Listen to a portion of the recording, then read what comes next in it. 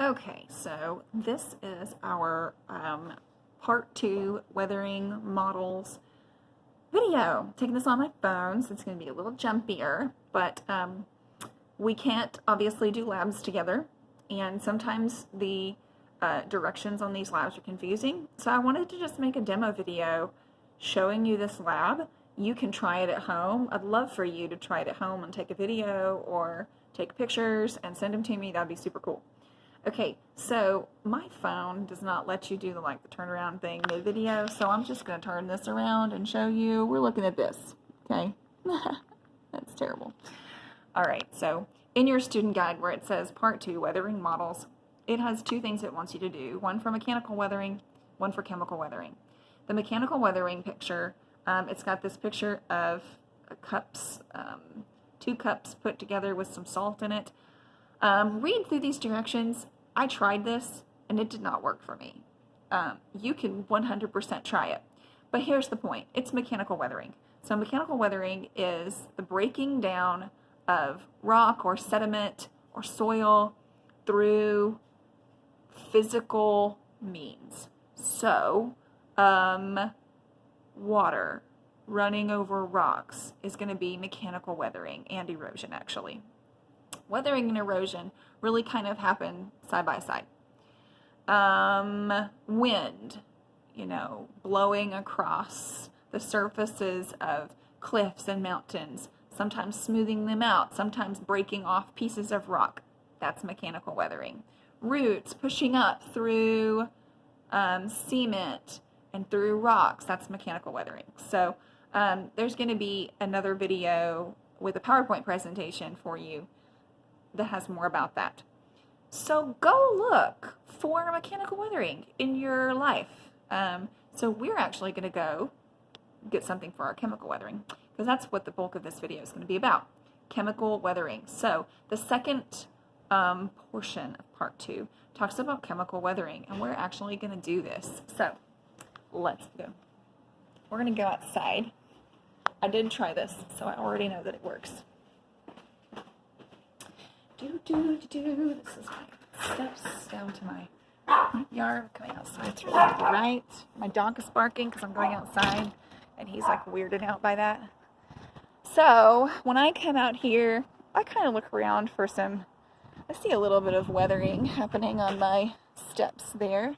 I'll show you. You can see a little bit of, don't know if that's chemical or mechanical. Probably more mechanical. Okay, so here's what I'm out here looking for. I'm looking for a couple of rocks that are made of something like limestone. So I found a few here. They're white, a couple of little white rocks. And I really think these are probably made of something soft like limestone. I can test this by actually writing on my, see how it makes that? Yeah, I don't know if you saw that, but whatever. Okay, here we go. So I've got a couple of rocks. And what I'm going to do, Poncho, don't bark. Don't bark. Poncho says hi. You want to say hi, Poncho? Hi, Poncho. Yeah, he's a dog. Okay, so here's what we're going to do. I think in the lab, it just wants you to do just the vinegar, but we're going to do vinegar and water. We're going to do a couple of different things. So I'm going to set you here. I should have done this the other direction. That's okay. So I've got my rocks here. And I've got my jars. Okay, so the first thing I'm actually going to do is weigh my rocks.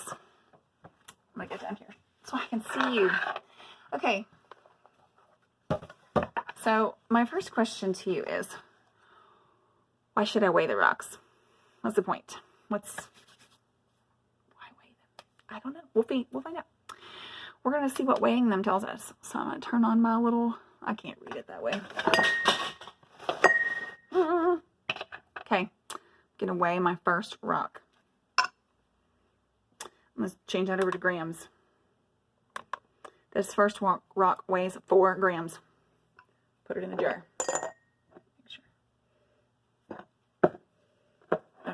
tell the difference. One of these jars had vinegar in it before. Okay, now, another rock. 5 grams. Interesting.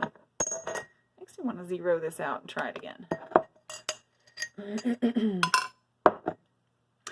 They both weigh 5 grams. That's perfect. They both weigh 5 grams. Okay. That's easy. It means I don't have to remember that.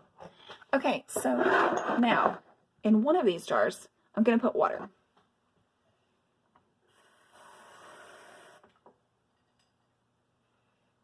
Okay. And let's look at what we can see here. See if we see anything happening with the water and the rock. I don't see anything happening. Now, we're interested in chemical weathering.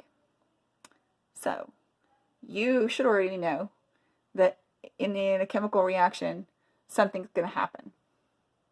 You know enough about chemical and physical change to know something happens. Okay, so let's try vinegar. And I'm just going to put you back over here. Okay. So this is apple cider vinegar because I don't have any white vinegar. Pour this in here. Okay, ooh, it's kind of smelly. All right, let's see what we see. Look at that. What do you see happening right away? There are some bubbles. It looks like something is coming off of the rock. Now, these rocks are dirty. They're in my driveway. So that is one true thing. But we're not seeing that kind of bubbling coming from the other one. Let's check on our other one.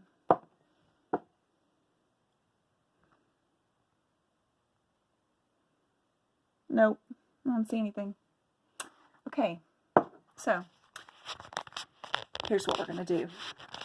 I'm going to post this video, or I'm going to save this video and post it at the same time as the other video, but I'm going to take a second video where we take these out, take a look at them, and weigh them again. Now I want you to think about why it might be important to weigh them before and weigh them after. And I want you to make a prediction as to what you think is going to happen to the weights. Are they going to be the same? Are they going to be different? They're going to weigh different? Is one rock going to be the same and one rock be different? Will they both be the same, both be different? Think about that. And then leave a comment below. And then tomorrow I will post the other video and we'll see what happened.